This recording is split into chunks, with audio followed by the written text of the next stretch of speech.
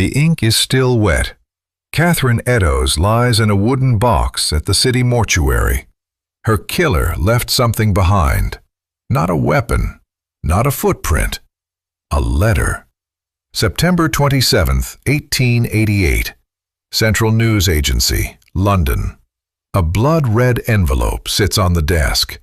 The handwriting slopes. The words mock. "Dear Boss," it begins. Nobody takes it seriously. They will. This is Rabbit Hole. Episode 1. Jack the Ripper.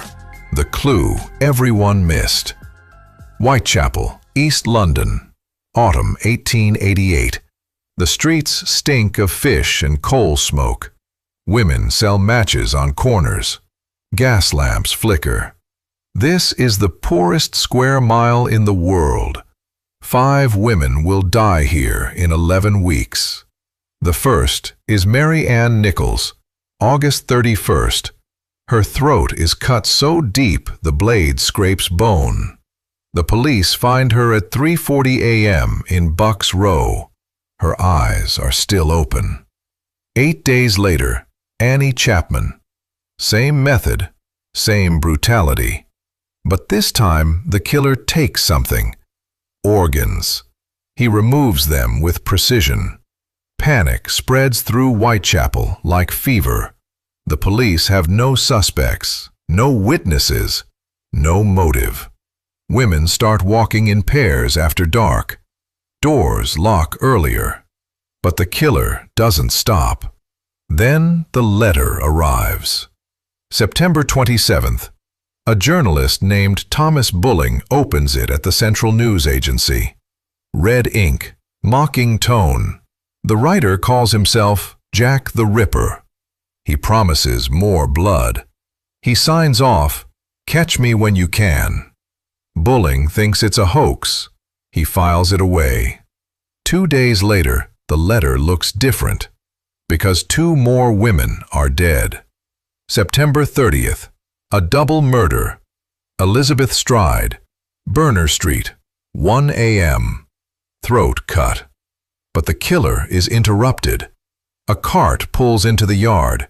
He runs. 45 minutes later, Mitre Square, Catherine Eddowes. This time he finishes. Her body is mutilated beyond recognition. The brutality is worse than before. Her face is slashed. Her abdomen opened. The killer works fast. 15 minutes, maybe less. Then he vanishes into the fog. But he leaves something behind. A piece of Catherine's apron, blood-stained, discarded. The police find it in Goulston Street.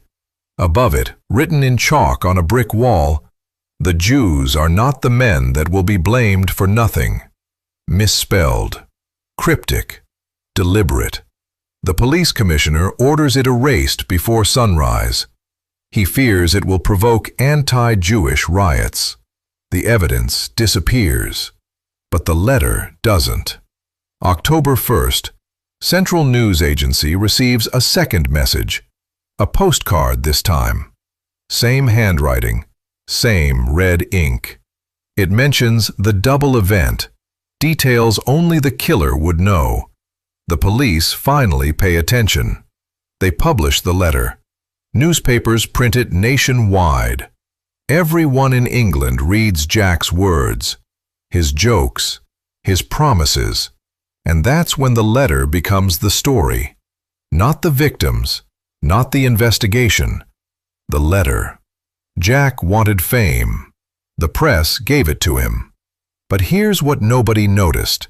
The letter wasn't written after the murders. It was written before. The final murder happens November 9th. Mary Jane Kelly. Indoors this time. Her room in Miller's Court. The killer has privacy. He takes hours. The scene is unspeakable. Then the murders stop. No arrest, no confession, no closure. Jack the Ripper becomes the most famous killer in history. Not because of what he did, because of what he wrote. That letter changed everything. Before Jack, killers didn't have names. They didn't taunt police.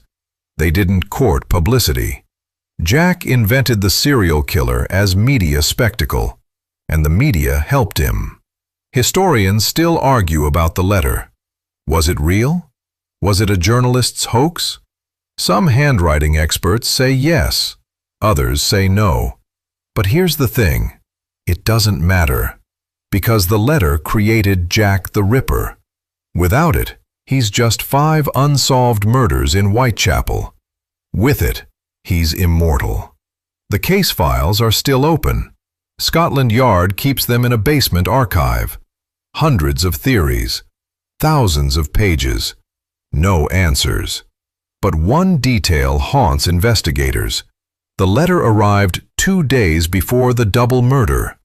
How did the writer know? By the way, I used the word precision earlier. It means doing something very carefully and exactly, with great accuracy. Precision. I also used brutal and brutality. Brutal means extremely violent or cruel. The brutality is the quality of being brutal, the extreme violence itself. Brutality. Next week, the man in the iron mask.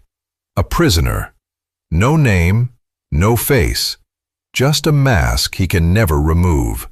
He eats in it, sleeps in it, dies in it.